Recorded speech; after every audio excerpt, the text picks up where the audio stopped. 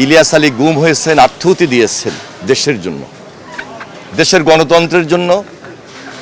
সারাটা জীবন ছাত্র রাজনীতি করেছেন, সিলেট জেলায় নেতৃত্ব দিয়েছেন, দেশেরও নেতৃত্ব দিয়েছেন, সংসদ সদস্য হিসাবে দায়িত্বে ছিলেন।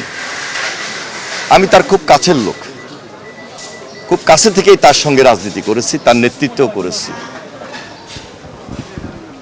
তার যে ত্যাগ, তার যে শ্রম, তার যে ঘাম বলে শেষ করা যাবে না, সারাদিন বললেও শেষ হবে না।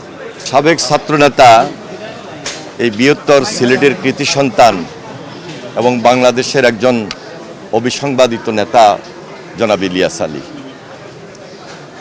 14 বছর হয়েছে গুমের শিকার হয়েছে।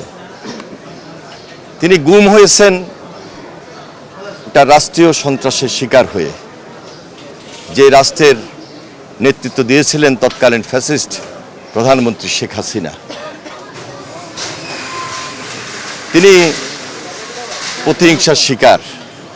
এখন পর্যন্ত ইলিয়াস আলীকে আমরা পাই নাই, পাওয়ার কোনো সুযোগ আছে কিনা তাও জানি না।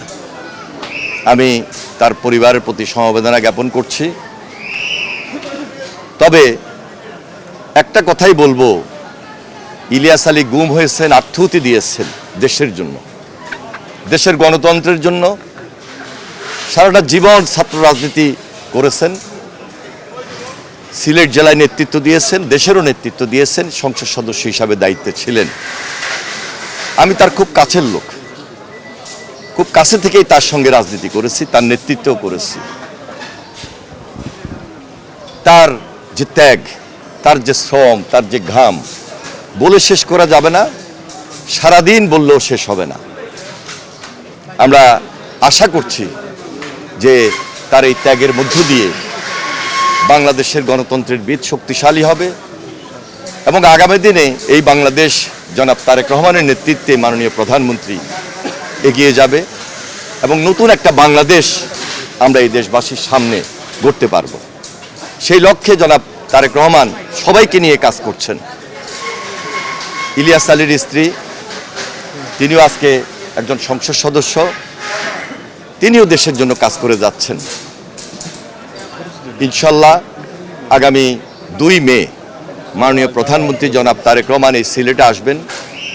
বাসিল নদী, যেটি বাসিয়া নদী, যেটি এখন বলা যায় খালেই পরিণত হয়েছে, তিনি এই খাল খনন কর্মসূচি যেটা হাতে নিয়েছেন, সেটা এই বাসিয়া নদীতে খাল পুনঃখননের মাধ্যমে নতুনভাবে শুরু করবেন।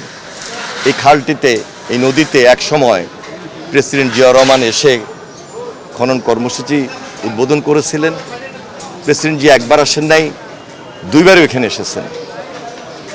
সুতরাং আজকে আমরা সবার আন্তরিকতা এবং সহযোগিতার মধ্য দিয়ে এই দেশের উন্নয়ন, সিলেটবাসীর উন্নয়ন, সেদিকে লক্ষ্য রাখছি। এর বাইরে আরও কিছু কর্মসূচি রয়েছে, যেটি সিলেট স্টেডিয়ামে অনুষ্ঠিত হবে। সিলেটবাসীকে তিনি সবসময় পাশে রেখেছেন। সিলেটবাসী সবসময় দেশনেত্রী বেগম খালেদা জিয়া এবং তৎকালীন রাষ্ট্রপতি শহীদ রাষ্ট্রপতি জিয়াউর রহমান এবং বর্তমান মাননীয় প্রধানমন্ত্রী জনাব তারেক রহমানের পাশে থেকে কাজ করেছেন এবং দলমত নির্বিশেষে এই দল বিএনপি সবসময় সিলেটবাসীর পাশেই ছিল, এখনও আছে। ভবিষ্যতে যে কোনো উন্নয়ন তৎপরতা অব্যাহত থাকবে জনাব তারেক রহমানের নেতৃত্বে। সকলের সহযোগিতা আমরা কামনা করছি।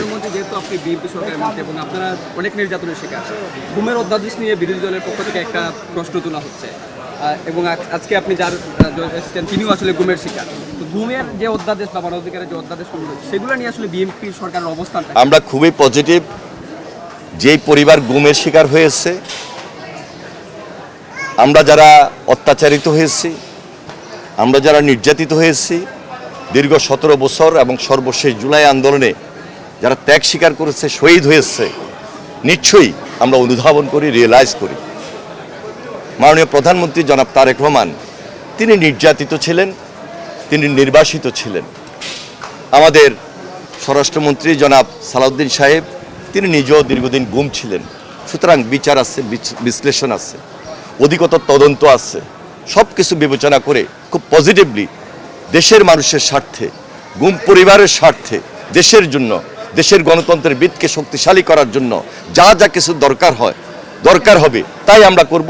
সর্বোচ্চটা করার জন্য আমরা সক্রিয় আছি, সজাগ রয়েছি। ধন্যবাদ।